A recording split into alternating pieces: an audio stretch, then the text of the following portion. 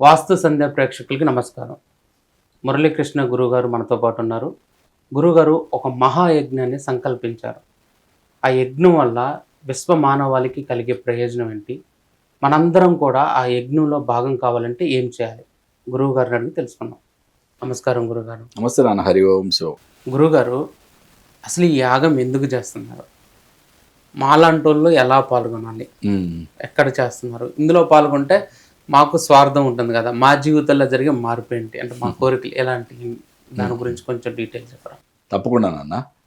అంటే మొట్టమొదటిగా 2023 సంవత్సరంలో పుష్పగిరి మహాసంస్థానంలో, ఇక్కడ హైదరాబాద్లోనే, బేగంపేట హైదరాబాద్లో పుష్పగిరి మహాసంస్థానంలో సహస్రచండీ రుద్ర సహిత దశమహావిద్య మహాయాగం మేము చేసాం. ఓకే, మేము చేసాం కాదు, అమ్మ మా చేత చేయించుకుంది. ఓకే, మేమేం చేస్తాం, మనం ఎంత చెప్పు అమ్మ ముందు. మరి చేయించుకున్న అమ్మ సంవత్సరం తిరిగేపాటికి, అంటే 2023 వసంత నవరాత్రుల్లో చేసాం. అంటే ఏప్రిల్లో కదా, మార్చి ఎండింగ్ ఏప్రిల్లో వస్తుంది. మరి నెక్స్ట్ 2024 వసంత నవరాత్రులు ఆ టైంకి వచ్చేప్పటికి అమ్మవారు నాకేం చేస్తావు అని చెప్పి నా భార్య కల్లోకి వచ్చింది. ఓకే, ఏం చేస్తావు, సంవత్సరం అయిపోయింది, మళ్ళీ నాకేం చేస్తావని. అమ్మ 2023లోనే మా శక్తి మించి సహస్రచండీ యాగం చేసామమ్మా, అది మా శక్తి కాదు అని చెప్పి కూడా బ్రహ్మలు చెప్పారు. కానీ మేము ఎందుకు సంకల్పం తీసుకున్నాం, చేశాము. సరే అని చెప్పి మళ్ళీ ఒక సంకల్పం తీసుకొని కామాఖ్య, ఓకే, అస్సాం కామాఖ్యలో మహాశక్తి పీఠం తెలుసు కదా అందరికి. అస్సాం కామాఖ్యలో శతచండీ రుద్ర సహిత దశమహావిద్య మహాయాగం చేశాం. అక్కడ మన దక్షిణాచారమే కాకుండా వామాచార, కౌలాచార పద్ధతులను 3 పద్ధతుల్లో కూడా అమ్మవారిని సంతృప్తి చేయడం జరిగింది. ఇప్పుడు 2024 ఆషాఢ నవరాత్రుల్లో, అంటే వారాహి నవరాత్రులు అంటాం కదా మనం, వారాహి నవరాత్రుల్లో చేయడం జరిగింది. మళ్ళీ ఇంకో సంవత్సరం అయింది. ఓకే, మరి మళ్ళీ అమ్మ అడుగుద్ది కదా.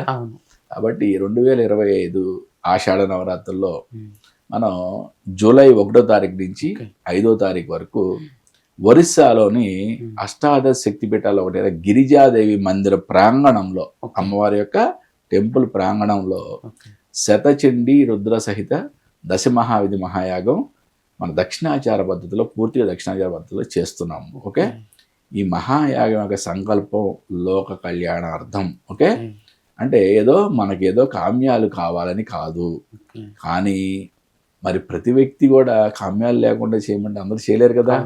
కాబట్టి ఎవరన్నా కామ్యం ఉంది గురువుగారు, మేము ఈ యాగంలో మా గోత్రనామాలు సంకల్పంగా చెప్పించుకోవాలనుకుంటున్నామంటే కింద డిస్ప్లే అవుతున్న నెంబర్కి నాకు కాంటాక్ట్ అవ్వండి, మీకు పూర్తి వివరాలు తెలియజేస్తాను. ఇంకొక అద్భుతం ఏంటంటే, ఇప్పుడు గయల్లో మనకి రకరకాల గయలు ఉన్నాయి. మరి ఈ గిరిజాదేవి మందిరాన్ని నాభి గయ అంటారు. అంటే పితృకర్మలు చేయడానికి, ఓకే, పితృదోష నివారణ పూజలు కూడా ఇక్కడ చాలా అద్భుతంగా జరుగుతాయి. అంటే మీరు ఈ యాగంలో సంకల్పం చెప్పించుకోలేకపోయినా, ఓకే గురుగారు మేము అట్లీస్ట్ అక్కడ ఒక 10 మందికి అన్నదానం చేయాలనుకుంటున్నాము, ఓకే, అంత అద్భుతమైన క్షేత్రంలో అన్న కూడా నన్ను కాంటాక్ట్ అవ్వండి, మీకు తోచినంత సాయం చేయండి. అక్కడ మనం అన్నదాన ఏర్పాట్లు కూడా 5 రోజుల్లో మనం అన్నదాన ఏర్పాట్లు చేస్తాం. ఈ అద్భుతమైన కార్యక్రమాన్ని మ్యాక్సిమం మన ఛానల్లో లైవ్ వచ్చే విధంగా ఏర్పాట్లు చేస్తాను. ఓకే, లైవ్ రాకపోయినా కానీ మీకు నెక్స్ట్ డే అయినా రికార్డెడ్ వీడియోస్ అయినా కూడా వచ్చే విధంగా ఏర్పాటు చేస్తాను. చాలా చక్కగా చెప్పారు గురుదేవ. నమస్తే అన్న. హరి ఓం శివ.